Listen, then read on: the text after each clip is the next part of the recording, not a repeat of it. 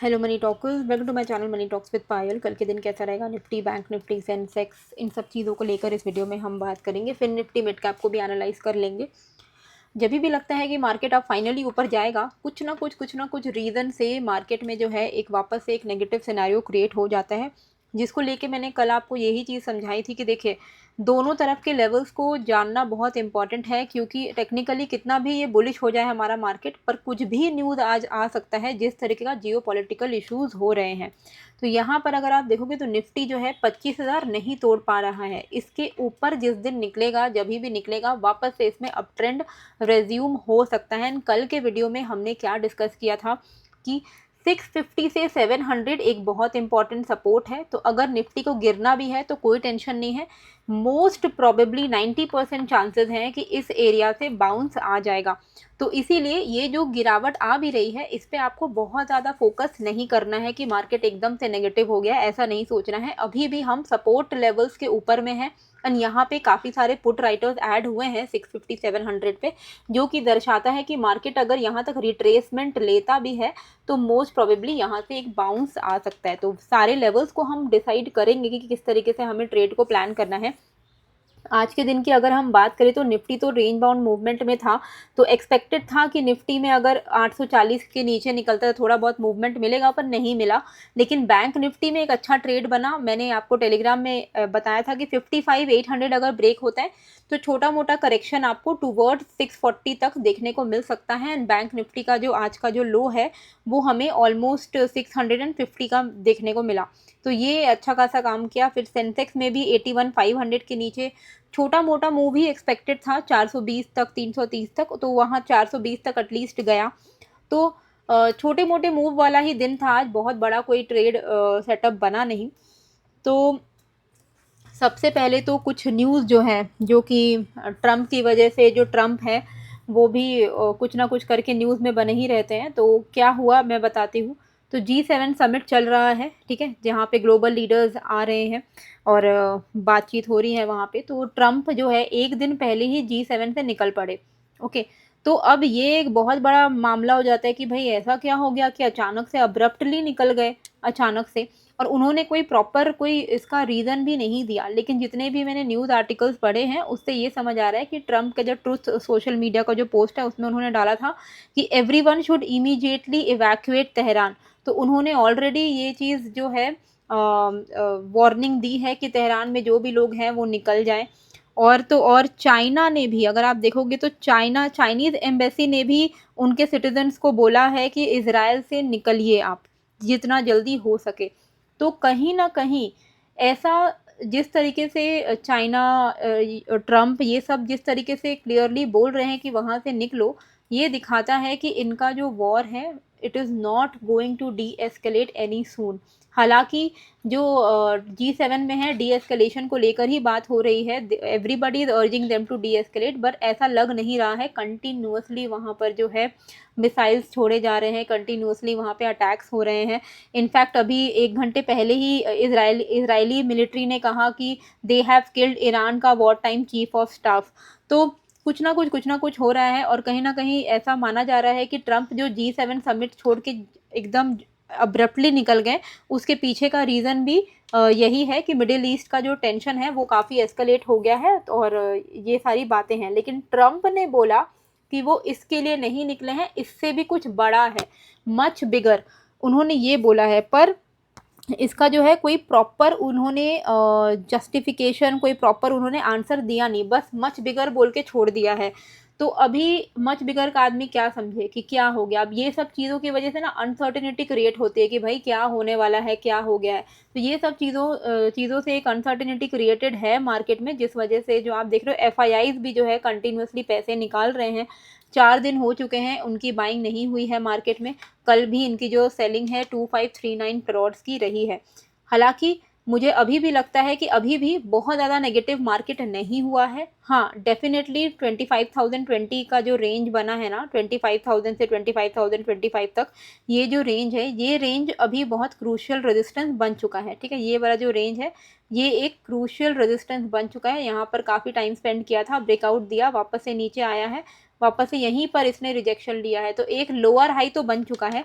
अब अगर मार्केट को वापस से बाउंस लेना है तो 25,025 ये वाला जो रेंज है इसके ऊपर अगर निफ्टी निकलता है तो वापस से अपसाइड जो है वो रेज्यूम हो जाएगा। ठीक है, इंट्राडे में तो थोड़ा साइडवे था, लेकिन अगर आप इसका 13 तारीख से देख रहे हो तो 13 तारीख से मार्केट उतना भी नेगेटिव है नहीं, तो चांसेस हैं कि 25,025 बस इसको एक बार ब्रेक करना है, उसके बाद इसमें शॉर्ट कवरिंग आएगी। नेगेटिव ये कब होगा? नेगेटिव ये 650 के नीचे अगर निकल गया तो ये नेगेटिव हो जाएगा।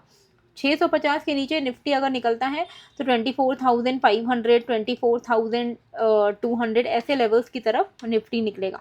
फिलहाल के लिए अभी हम एक रेंज में हैं with a slightly positive biased. अगर 25,025 निकल जाए तब तो बहुत ही अच्छा है।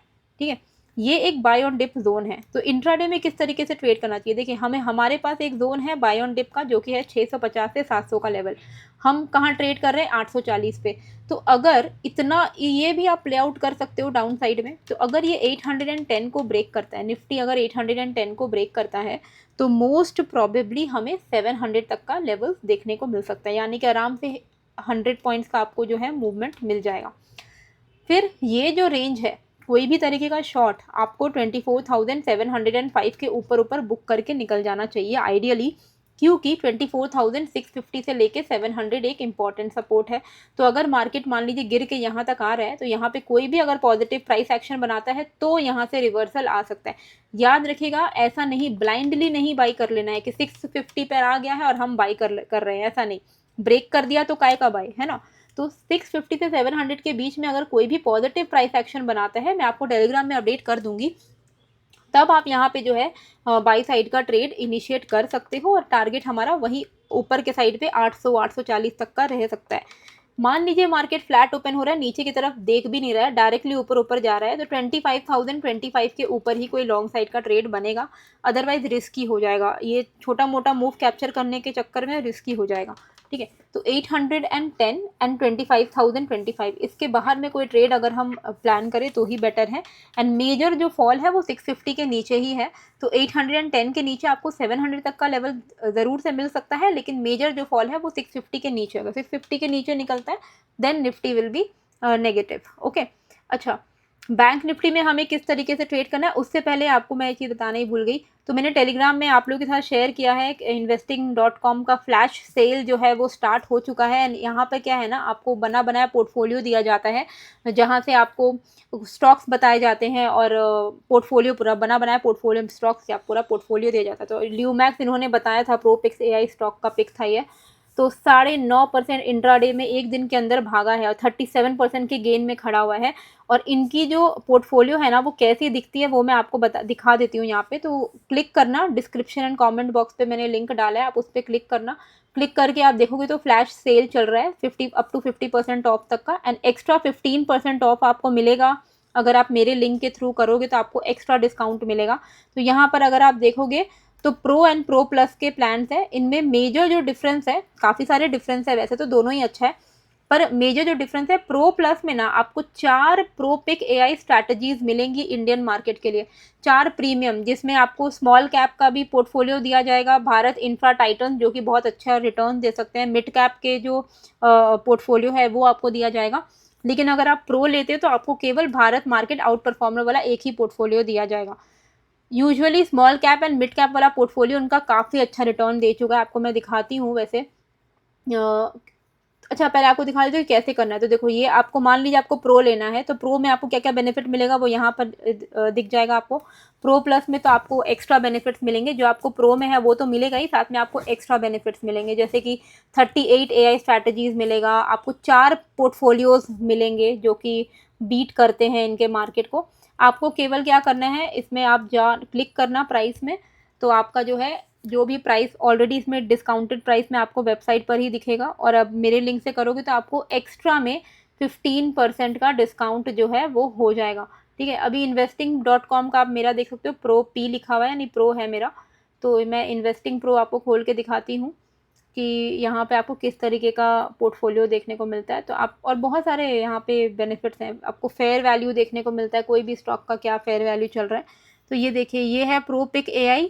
ठीक है, आप यहाँ पर जाना, प्रो पिक एआई में। अगर आपके पास सिर्फ प्रो है तो आपको केवल भारत मार्केट आउट परफॉर्मर वाला पोर्टफोलियो दिखेगा, लेकिन अगर आप मेरे पास प्रो प्लस है तो मेरे पास 4 पोर्टफोलियोज हैं और इन सब का आप देख सकते हो कि कैसे इन्होंने रिटर्न दिया है। आप देखो, भारत इंफ्रा टाइटन ने आउट परफॉर्म किया है मार्केट को 950% से। मिड कैप का पोर्टफोलियो ने 1400% से ये किया है, आउट परफॉर्म किया है। 1600% का रिटर्न दिया है इनके मिड कैप पोर्टफोलियो ने। और अगर आप स्मॉल कैप देखोगे तो वो तो और, स्मॉल कैप ने तो 1900% से आउट परफॉर्म किया है इंडेक्स को, 2000% का रिटर्न दिया है 6 साल के अंदर अंदर। तो आप समझ रहे हो कि इनका पोर्टफोलियो कितना दमदार होता है। तो ये मुझे खुद इनका स्मॉल कैप और मिड कैप वाला पोर्टफोलियो सबसे अच्छा लगता है ऑनेस्टली स्पीकिंग। तो प्रो प्लस में आपको ये वाला पोर्टफोलियो का भी एक्सेस मिल जाएगा और साथ में आपको स्क्रीनर मिलता है बहुत सारे स्टॉक्स का, आप फेयर वैल्यू भी देख सकते हो। तो लिंक मैंने डिस्क्रिप्शन पे डाला है। याद रखिएगा ये जो फ्लैश सेल चल रहा है ये केवल 2 दिन के लिए ही एप्लीकेबल है, तो आप जल्दी से जल्दी इसका फ़ायदा उठा लीजिए। ओके, बैंक निफ्टी में 55,607 के नीचे हम शॉर्ट कर सकते हैं एंड 55,830 के ऊपर से ये पॉजिटिव हो सकता है। देखिए, मार्केट इस रेंज में मूव कर रहा था, ब्रेक किया, अभी इसने एक नया रेंज बना लिया है ना।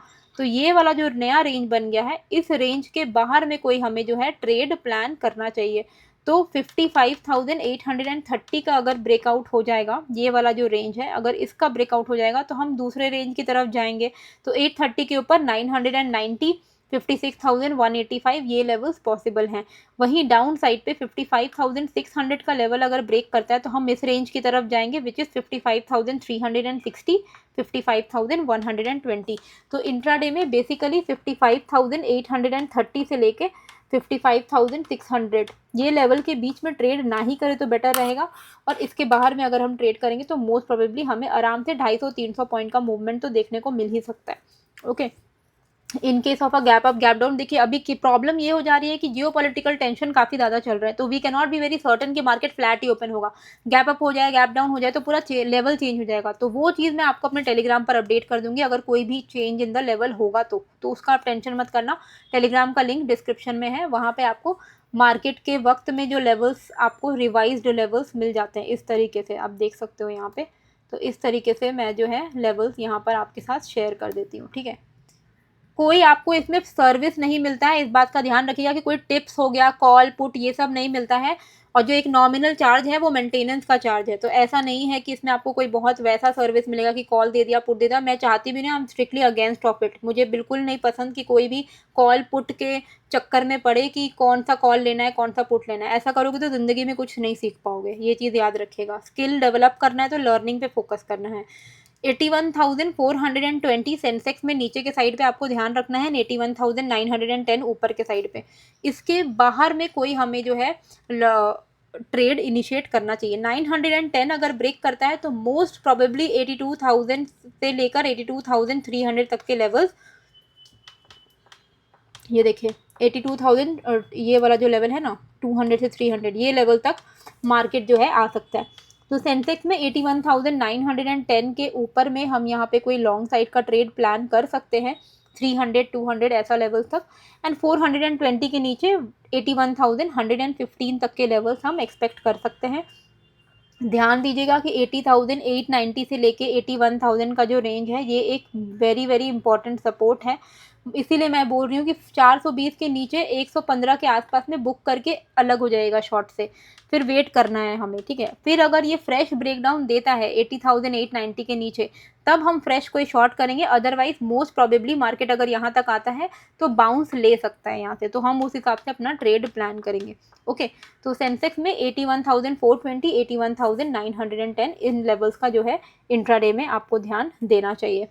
मिड कैप में किस तरीके से हमें ट्रेड प्लेस करना चाहिए, तो मिड कैप में हम क्या करेंगे, ये एक इसका इम्पॉर्टेंट स्विंग हाई यहाँ पर दिख रहा है हमें, ठीक है। 13,116 का लेवल दिख रहा है, 13,116, ठीक है। इसके ऊपर में आप कोई लॉन्ग साइड का ट्रेड प्लेस कर सकते हो और 116 के ऊपर 185, 250 ऐसे लेवल्स को हम एक्सपेक्ट कर सकते हैं।